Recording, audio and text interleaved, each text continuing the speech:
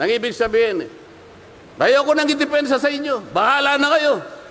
Kung anong gusto nyong ibigay sa akin, bahala na kayo. Ano pong ginawa nila? Hindi. Kinakailangang masagutin mo lahat ito. Walang exempted dito. Kahit anong ngayon siya, kailangan namin tama po yung lahat po ng paggasta ng pera ng bayan ay kailangan pong suriin. Totoo po yun. Ngunit meron pong pagkakataon at panahon sa paggawa nito. Hindi po sa panahon ng pipresenta ng budget.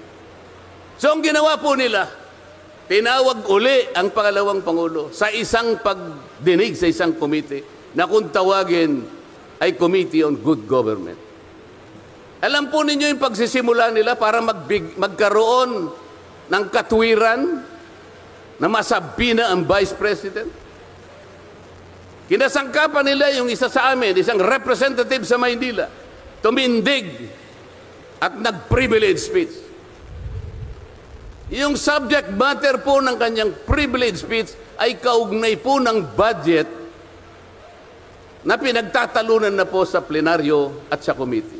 Sa tuntunin po ng House of Representatives, no one should avail of the privilege hour if the subject matter is related to a pending bill. Nandun na po yung bill sa baba. Pinagsalita pa po yung isa.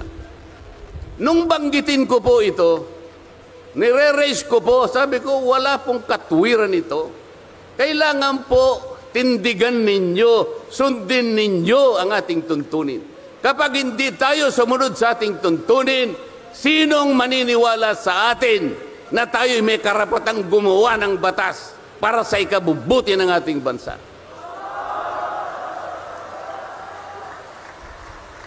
Ang sabi po ng chairman, noted. Saan ka naman nakakita ng ganun? Ang House of Representatives ay lugar ng pagdidebate. Doon masusuri kung sino ang may katwiran. Kung hindi magsasalita ang chairman. At pagkatapos po, sinabi ko pa, bakit baka ako, dahil lamang sa isang manifestation ng isa sa amin, ginawa na naman ninyong isang motu proprio action. Yung motu proprio po ay, ibig sabihin, ang komite sa kanyang sarili ay pwedeng mag-imbestiga sa sarili niya. Pero ginamit nila yung manifestation ng isa sa amin. Mali na naman po yun. Hindi po dapat ganun. Nung i-raise ko po yun, ayaw na naman po nilang pumayag. Samantalang ako po, I delivered a full privilege speech. DepEd din ang pinag-uusapan nun. At ang ni-raise ko po ay yung katiwalian involving more than 3 billion pesos covering 3 annual audits of the Commission on Audit. Kahit na full privilege speech, hindi man lang po ni-refer sa committee. Samantalang yung illegal po na privilege speech, dali-daling ibinigay kagad sa Committee on Good Government. Kahit na illegal, kahit alam nilang mali. Ito po yung problema. So sabi ko, Mr. Chair, bakit tayo po ang sumusuri? Bakit tayo po ang nag-audit ng confidential funds ng Vice President? Bakit tayo po? Hindi po ba ang minanduhan ng ating saligang batas na tanging may otoridad at kapangyarihang mag-audit at mag-examine ng lahat ng report at papeles ng pagkakagasta ng ating bansa ay ang Commission on Audit? Ni-raise ko na naman po yun. Ayaw pong sumagot ng chairman. Ang pinasasagot po sa akin ay yung hindi abogado. Sabi ko, Mr. Chair, nilapitan ko po sila. Mr. Chair, huwag naman pong ganito. Ilagay naman po natin sa konteksto at sa regulasyon ng ating ginagawa. Tinatanong ko po ay isang constitutional issue. Bakit ang pasasagutin mo sa akin ay hindi man lang abogado? Huwag mo naman akong insultuhin.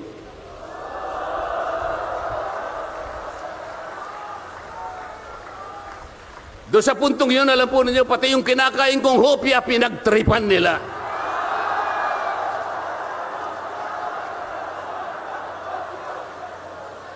Ang Iglesia ni Cristo ay hindi po laban sa impeachment, sapagkat ang impeachment ay itinatadhana sa saligang batas.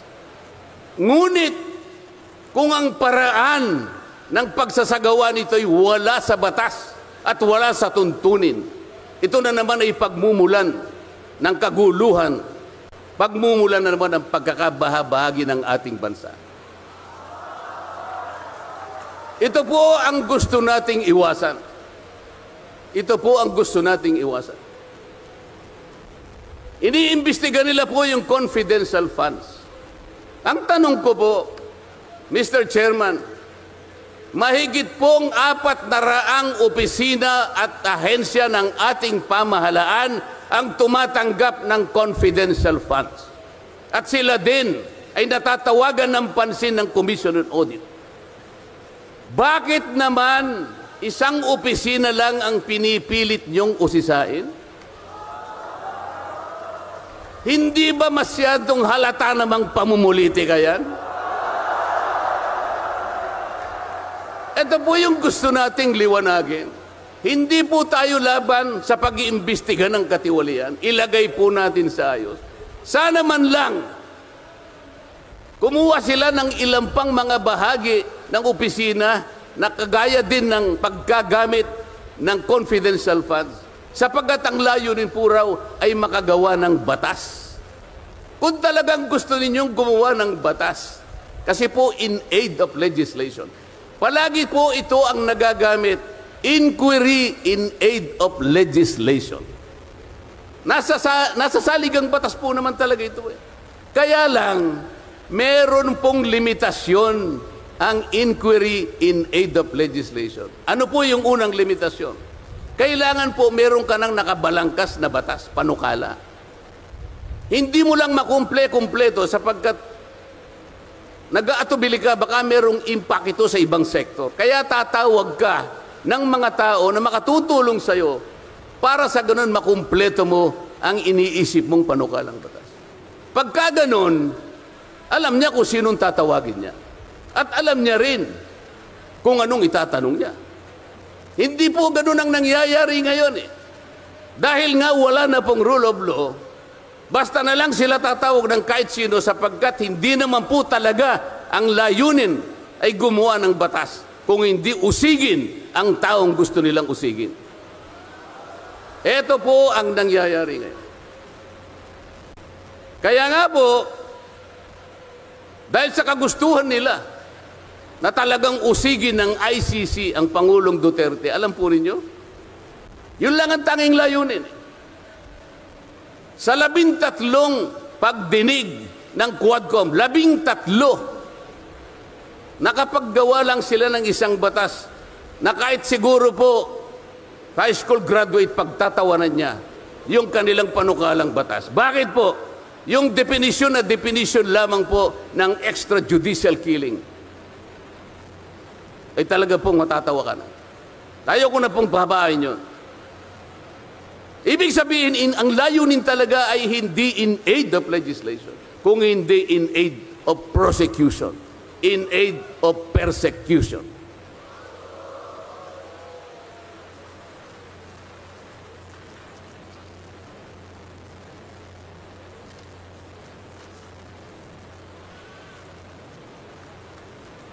Kanina po, mga kababayan, napanood po ninyo ang video na kung saan ay nagpahayag ng di pagsang-ayon si Pangulong Marcos sa namumuong impeachment laban sa pangalawang Pangulo. Ulitin ko lamang po yun. Sabi niya, tumutukoy po dun sa pagsasagawa ng impeachment. This is not important. This does not make any difference to even one single Filipino life. So why waste on this? What will happen if somebody files an impeachment? It will tie down the House. It will tie down the Senate. It will just take up all our time and for what? For nothing. For nothing. Sabi po niya ito, none of this will help improve a single Filipino life. As far as I am concerned, it is a storm in a teacup. It's a tempest in a teacup. Ang ibig sabihin, isang napakaliit na bagay na pinipilit ninyong palakihin. Napakalaki ng problema ng bansa ang inaharap natin. Ito ang ating atupagin. Ito yung gustong mangyari ng Pangulo ng Republika ng Pilipinas. Sumagot po ang liderato ng House of Representatives. At sa isang bahagi, ang sabi po niya, ito po, kinuha ko lang yung isang bahagi sa isang mahabang manifestong ginawa nila. Sabi po ng House of Representatives, bilang tugon doon sa sinabi ng ating Pangulo, sabi po niya, together, let us rally behind our President to protect and preserve the gains of democracy as we build a stronger, more united, and more prosperous republic. Pero nasaan po kaya? Nandito po kaya lahat yung mga sumama sa manifestong ito na sumusuporta na mag-rally tayo sa likod ng Pangulo? Tayo'y magkaisa upang panindigan yung nauna niyang pahayag na ang gusto nating unahin na pagkaisahan ay yung pagtugon, pag-address sa mga problema ng bansa. Nasaan kaya sila? Nandun kaya sila sa likod ng Pangulo o tayo lang lahat? Sa makatuwid tayo pong lahat ngayon na sama-samang nagkakatipon ngayon na hindi ko mabilan kung ilang, baka meron 1 milyon po yata. Tayo pala ngayon ang nagkakatipon sa diwa ng tunay na kapayapaan at pagkakaisa na nagrarally ngayon. Sapagkat tayo lamang ang nasa likod ng Pangulo sa kagustuhan niya na harapin natin ang mga hamon at nagbabantang problema ng ating bansa. Sapagkat, sabi niya, totoo naman, ang impeachment ay hindi makapagbibigay kahit anong butil ng kabutihan sa buhay ng isang Pilipino. Bago po ako magtapos, ay nais ko pong sipiin dito ang butil ng kaalaman na inalaw sa isang 1957 Nobel na ang pamagat ay Atlas Shrugged ni Alice O'Connor, na kilala sa taguring Ayn Rand. Ang sabi po niya, sa English muna po, pasensya na po kayo. When you see that in order to produce, you need to obtain permission from men who produce nothing. When you see that money is flowing from those who deal not in goods but in favors. When you see that men get richer by grab and pull, not by work. And your laws don't protect you against them, but protect them against you. When you see corruption being rewarded and honesty becoming a self-sacrifice, you may know that your society is doomed. Kapag nakikita po ninyo na para tayo ay mag-produce, ay hingi pa tayo ng permiso sa mga taong hindi naman nakakapag-produce, at nakikita po nyo na umaapaw ang pera sa pamagitan ng patagong transaction at hindi sa pamagitan ng mga merchandise na nakikita natin. At nakikita ninyo kanya na yung iba ay lalong nagiging mayaman sa pamagitan ng katiwalian at hindi sa pamagitan ng trabaho. At ang mga batas ninyo, sila pa ang pinoproteksyonan. At ang batas ninyo ay sila pa ang lumalaban sa inyo. At kapag ang corruption ay ito ang itinatadhana, ito ang binibigyan ng reward. At yung katapatan ay ito ay nagiging sakripisyong pang-personal. Alam na ninyo na ang inyong lipunan ay nasa kapahamakan. Mabigat po ito. Mabigat po ito. Ito ang dapat harapin ngayon sa pamamagitan ng pagkakaisa, pagkakasundo at kapayapaan. Hindi po biro-birong problema ang inaharap ng ating bansa. At bago po ako tuluyang magtapos, payagan ninyo kung ulitin ang sentimiento ni Edmund Burke, isang English political philosopher, na sinabi niya, "The only thing necessary for evil to triumph is for good men to do nothing."